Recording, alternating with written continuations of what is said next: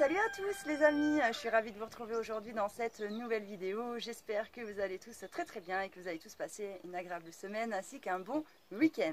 Je voulais commencer cette vidéo car j'oublie à chaque fois. C'est comme ça. C'est un peu comme les dates d'anniversaire, quoi. Vous voyez, moi j'y pense la veille, j'y pense le lendemain, mais le jour J, je n'y pense jamais. Donc voilà, d'ailleurs toute ma famille à chaque fois m'envoie des textos, etc.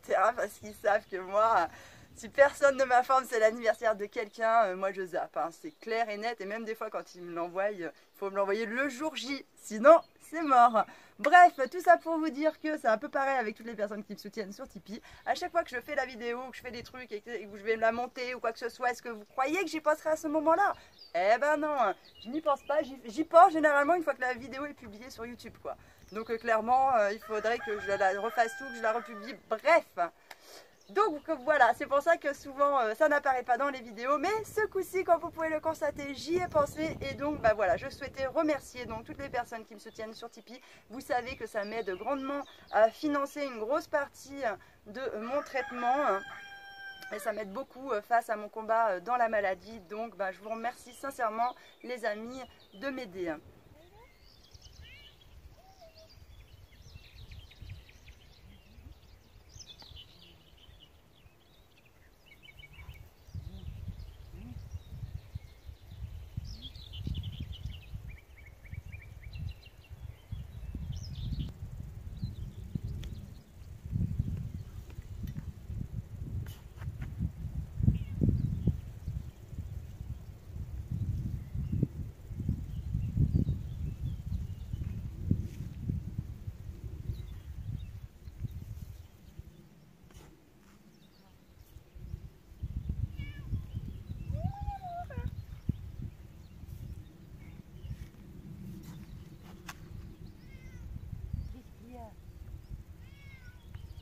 Bah oui, mais c'est la vie. Alors là, vous me voyez, je suis dans mon verger et donc suite à vos conseils sur ma précédente vidéo, je vous montrais un petit peu les problèmes que j'avais sur mes arbres fruitiers. Vous avez été quelques-uns quand même à me dire qu'il y avait une forte probabilité que ce soit un manque de carence.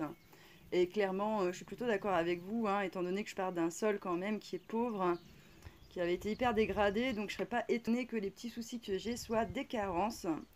Vous avez été nombreux à me conseiller la roche volcanique là à mettre au pied des arbres et il se trouve que eh bien il m'en restait puisqu'il y avait un d'entre vous qui m'en avait envoyé gentiment un paquet et j'avais pas tout utilisé encore, il m'en restait un fond, donc du coup j'en ai profité eh bien, pour l'utiliser et en mettre au pied de mes fruitiers et j'espère que voilà, ça réglera un peu le problème. Après, bien évidemment, bah, j'ai des campagnols hein, aussi, donc je pense que certains qui peinent un peu, c'est aussi les campagnols. Et aussi, sous vos conseils, là, donc les deux, je crois que j'ai un cerisier et un pommier qui est vraiment mal au point.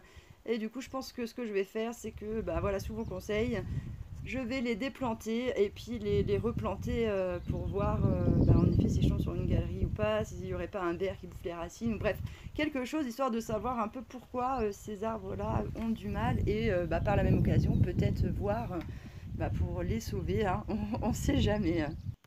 Sinon, cette semaine, eh bien, j'ai aussi fait une récolte un petit peu particulière, étant donné que je suis venue récolter ces petits espèces de scarabées dorés là. C'est vraiment une plaie, ces horreurs-là. Ça bouffe toutes les feuilles, tous les machins, mais vraiment de tout, que ce soit dans le potager, dans le verger, c'est vraiment le carnage. Et honnêtement, j'ai eu beau regarder, mis à part implanter des arbres que ces trucs-là n'aiment pas entre les arbres fruitiers de façon à ce qu'ils les détectent moins, ou deux, trois conneries en fait, voilà, de mettre des bestioles qui les bouffent. Voilà, des trucs comme ça écologiques, il n'y a pas bien en fin de compte de solution pour s'en débarrasser, mis à part en fait celle de les récolter à la main sur les arbres fruitiers. Et donc cette année, eh bien c'est ce que j'ai décidé de faire parce que franchement j'en ai beaucoup trop chez moi, ça vole de partout et le souci c'est que j'ai mes arbres fruitiers qui sont jeunes et quand ça vient vous bouffer toutes les feuilles, eh bien l'arbre fruitier il en prend une sacrée claque quoi et j'en ai perdu quelques-uns comme ça. Donc cette année, eh bien voilà, hors de question que je me laisse de nouveau avoir. ce coup-ci, je les ramasse, donc à peu près une fois par semaine. Voilà, je fais un petit tour et je ramasse ces petites bestioles-là. Alors, pour les récolter, c'est pas compliqué. Je me munis d'un seau dans lequel j'ai mis de l'eau savonneuse à l'intérieur. Alors bon, clairement, c'est pas moi qui ai inventé la technique, hein. C'est quelque chose que j'ai trouvé sur Internet. Voilà. Donc c'est ce que je fais, je prends et je secoue un petit peu la branche à l'intérieur ou la feuille quoi sur lesquelles ils sont dessus. Et franchement ils se laissent tomber hein, pour la majorité. Hein. Des fois il y en a quelques-uns, ils sont un petit peu filous et ils pensent à s'envoler, mais les trois quarts, clairement, ils n'y pensent pas, ils se laissent tomber dans le seau. Et donc bah, cette année j'ai décidé de faire comme ça. Là je dirais déjà une bonne fois par semaine et quand j'ai le temps aussi... je fais mes petites balades et tout comme ça, je me refais quelques petites séances au passage, je regarde, bref, j'enlève tout ce qu'il faut enlever pour vraiment essayer de limiter. Je dis bien limiter parce que clairement dans l'endroit où je vis et toutes les bestioles qu'il y a autour, voilà quoi, je peux que limiter l'impact que ça va avoir sur mes arbres fruitiers, mais pas plus que ça. Bon, sachant qu'après, une fois que mes arbres fruitiers quand même, ils seront grands, bah, j'aurai plus trop quand même ce problème-là. Enfin, en tout cas, j'espère que quand ils seront grands, malgré le nombre de bestioles comme ça que j'ai, bah, j'espère que ça ne me défoncera pas tout l'arbre entier, quoi, quand même. J'espère qu'il me restera quelque chose. Sachant en plus de ça que ça bouffe les fruits, ça bouffe tout, quoi. Bref, c'est comme ça, il faut bien faire avec, mais j'espère voilà, qu'après plus tard, ça se calmera un petit peu.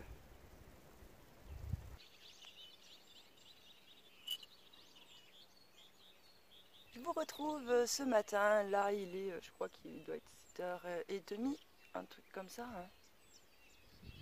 Je suis en train de boire mon café, enfin mon faux café, hein. Vous savez je ne bois plus de café. Hein. Et comme bah, ça me manque hein, quand même de temps en temps de plus boire de café, et ben, je prends du faux café. Hein. C'est de l'orge soluble. Alors je le trouve essentiellement chez la marque Lima, ça s'appelle Yorzo. Alors faites attention, hein, ils en ont plusieurs. Et les trois quarts en fait de ceux qu'ils ont, il y a du sucre à l'intérieur, alors que le Yorzo, il n'y a pas de sucre de rajouter à l'intérieur. Donc voilà, là je suis tranquille en train de boire mon petit café et je voulais vous raconter voilà, la petite histoire qui m'est arrivée. Et pour vous dire que je ne suis pas Annette aussi terrible que ça, parce qu'il y en a, ils ont été un peu choqués, je crois par mon caractère. Ils me voyaient un peu toute mignonne et toute douce et tout comme ça derrière mon écran. Et je crois que vous étiez loin de s'imaginer que la meuf, elle pouvait être un peu une hystérique. Mais bon. Tout ça pour vous dire que j'ai des côtés négatifs, hein, comme tout le monde, mais j'ai aussi de très bons côtés. Hein, donc c'est pour ça d'ailleurs que les gens, bah, ils sont prêts à faire avec mes mauvais côtés, parce que j'ai des bons côtés quand même, quoi. Hein, sinon, ce serait terrible pour tout le monde. Et donc voilà, cette petite histoire vous montrer que j'ai des super bons côtés quand même. Donc pour la petite histoire, c'était... Mon fils partait faire une soirée, j'avais eu des potes, donc bon, bah, je le dépose et tout, tranquille, quoi. Et ce soir-là, j'ai du mal à m'endormir. Et je m'endors, ça doit être minuit, quoi, une galère comme ça. Et à 1h30 du matin, j'ai le téléphone qui sonne, quoi, putain. Donc du coup, moi, bah, vous savez, hein, maintenant, avec le caractère que j'ai, moi, la première chose, c'est que tu me réveilles. Alors j'étais trop bien en train de dormir, je chope la haine direct, quoi. Je me lève, j'ai trop la haine, elle est là, et je me dis, mais c'est qui le connard qui va me faire chier à 1h pareille, quoi.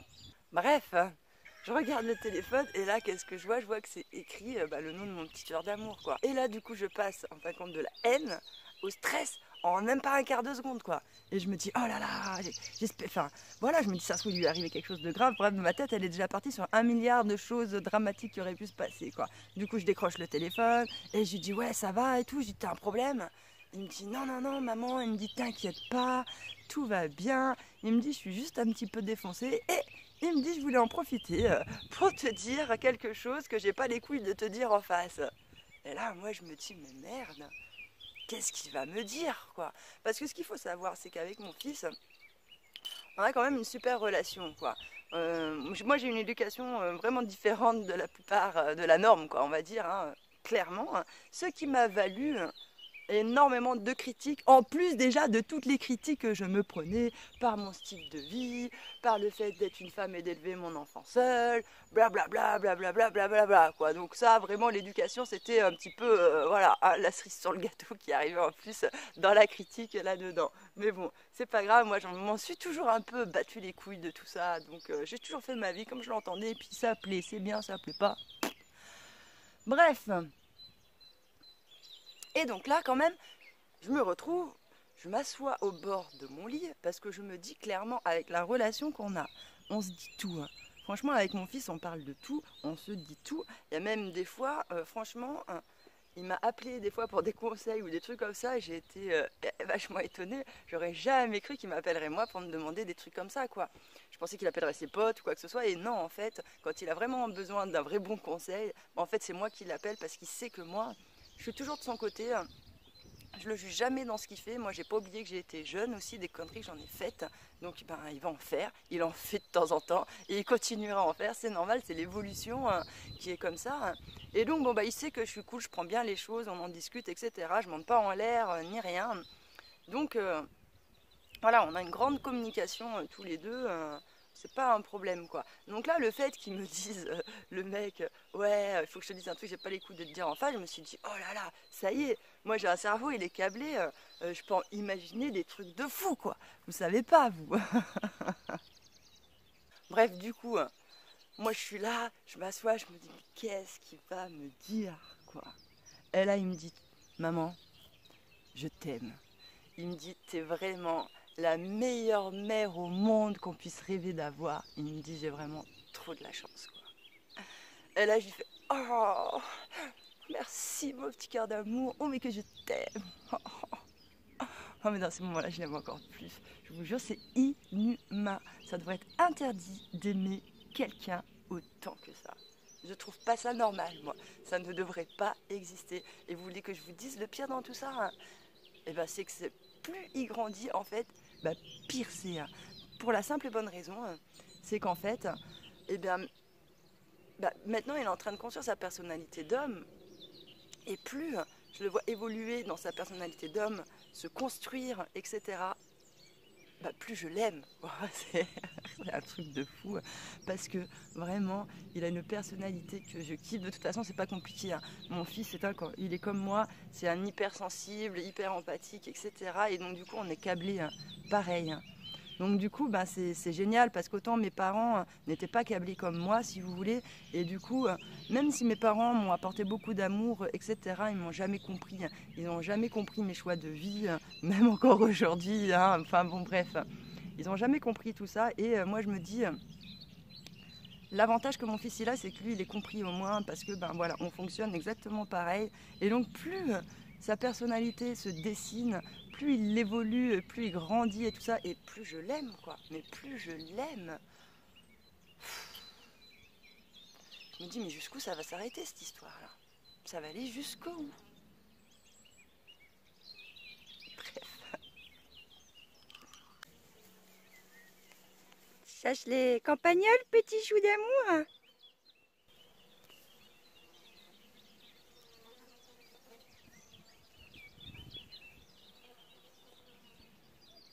Bon les amis, il faut que je vous raconte aussi un autre truc.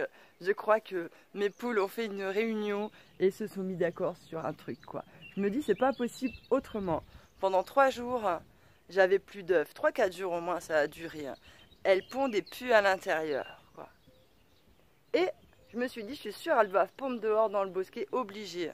3 jours ou 3-4 jours après, elles se sont mis à repondre dans le poulailler. Et comme de par hasard, c'est là où après j'ai ma copine la poule qui a commencé à couver dans le bosquet. Donc je me dis déjà, elles ont toutes été pondre là-bas. Et il n'y en a qu'une qui couve. Donc je me suis dit obligée, elles se sont tapées une réunion pour dire, bon allez, la copine elle nous pique tous les œufs. Vas-y, on en fait là-bas, il y en a une qui se motive et qui couve. Enfin, je sais pas comment ça s'est passé l'histoire, mais je trouve ça quand même juste dingue, quoi. Mais bon, passons. Et donc, bah voilà, ça fait 1 semaine, j'ai ma copine la poule qui est dans le bosquet. Et elle est toujours vivante. C'est un truc de dingue. Je sais pas comment elle fait, celle-là, elle a une chance, mais incroyable, quoi. Je l'ai vue encore l'autre matin, elle était là.